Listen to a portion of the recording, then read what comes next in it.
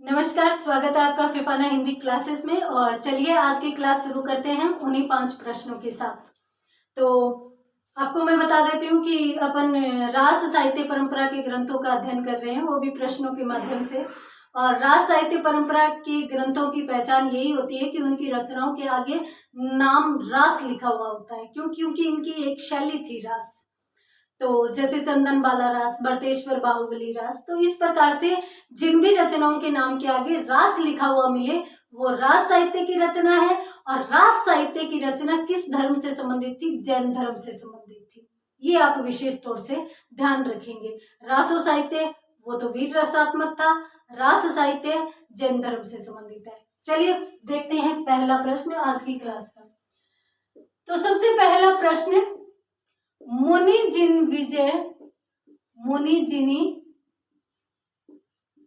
विजय ने रास परंपरा का प्रथम ग्रंथ माना है।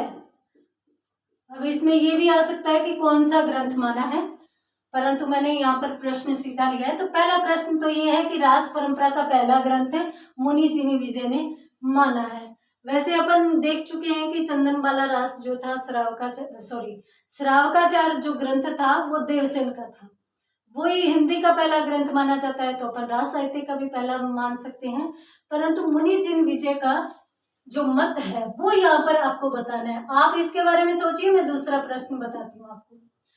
उसके बाद जो अगला प्रश्न बनता है वो ये है,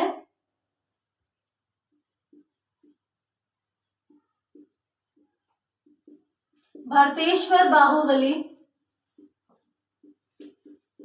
रास के लेखक कौन है? तो भरतेश्वर बाहुबली रास जो ग्रंथ है उसके लेखक कौन है? तीसरा प्रश्न है, चंदन बाला रास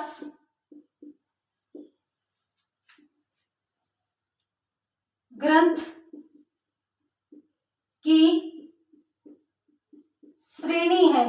श्रेणी का मतलब है कि ये महाकाव्य श्रेणी का ग्रंथ है या खंड काव्य श्रेणी का ग्रंथ है, ये आपको सर्च करना है। उसके बाद जो आगे हमारा प्रश्न है वो है, जिनधर्म सूरी द्वारा रचित ग्रंथ का नाम बताइए। तो जिनधर्म सूरी ने कौन सा ग्रंथ लिखा था उसके बारे में बताना है। उसके बाद किस ग्रंथ में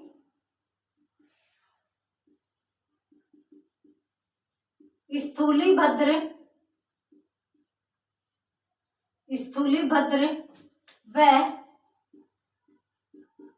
कोशा वैश्या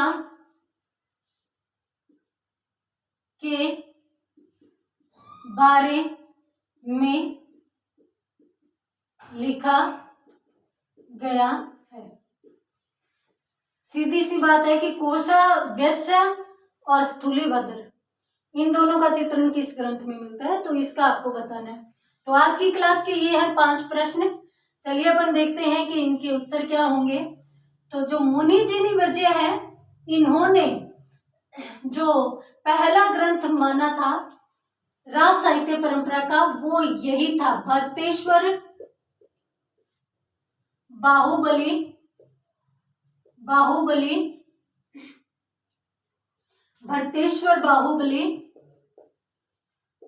रास, ये ग्रंथ इन्होंने पहला ग्रंथ माना था। और आगे इसके बारे में पूछ लिया जाता है कि इसके लेखक कौन है, तो इसके लेखक है स्थूलीभद्र सूरी। ये दो भाइयों की कथा है। अयोध्यावासी एक राजा थे जिनकी दो पत्नियां थी, सुनंदा और सुमंगला। तो उनके जो दो पुत्र थे वो थे, और भरतेश्वर जो है या भरत जो है वो बड़े थे, तो उनको अयोध्या का राज्य मिला, और बाहुबली जो थे वो उसके तक्षशिला के राजा बने थे। आगे जाकर इनकी वीरता का वर्णन किया गया, और अंत में जैसा कि मैंने आपको बताया था कि जैन धर्म की जो भी रचनाएं हैं उनमें अंत में शांत रस है। शांत रस क्यों है? क्योंकि कोई भी राजा है, कोई भी महिला है, वो सांसारिक कष्टों को भोगने के बाद फिर अंत में शांति की तरफ जाना चाहती है, अर्थात अंत में वो जैन धर्म की दीक्षा ग्रहण कर लेती है, और उसके बाद शांत रस का वर्णन किया जाता है। तो इसी प्रकार से इस ग्रंथ की कहानी का वर्णन किया गया है। उसके बाद चंदन वाला रास, ये एक लघु खंड काव्य है, लघु खंड काव्य है। हालांकि भरतेश्वर बाहुबली रास है, ये भी खंड काव्य श्रेणी की रचना है, बहुत ही सुंदर रचना मानी जाती है। इसमें कुल 205 पद हैं, 205 पदों की एक सुंदर खंड काव्य श्रेणी की रचना है। ये जो लघु खंड काव्य, क्यों? क्योंकि इसमें 35 ही छंद है। चंदनबाला रास 35 छंदों में रचित लघु खंड काव्य है। कवि आसगु इसके रचनाकार थे, आसगु ने लिखा है। बहुत ही सुंदर सी रचना है। चंदनबाला चंपा नगरी की एक राजकुमारी है, जो इनके पिता का नाम था दधिवाहन, दधिवाहन। तो चंपा नगरी के राजा दधिवाहन की पुत्री चंदनबाला, और जब चंपा नगरी पर आक्रमण किया, किसने किया? कौशाम्बी के राजा ने। कौशाम्बी के राजा जो थे वो शतानीक थे, इन्होंने इस पर आक्रमण किया। तो इन पर आक्रमण किया तो इनका जो सेनापति था वो चंदनबाला को उठाकर ले गया। उसने सेठ के हाथों चंदनबाला को बेच दिया। उसके बाद उसकी जो सेठ की पत्नी थी वो उसे बहुत ही दुख देती है, बहुत ही तकलीफ देती है।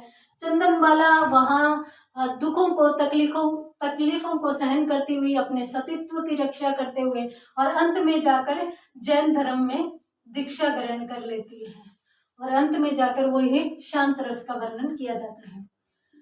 आगे जो रचना है वो है जिन धर्म सूरी। तो ये ग्रंथ था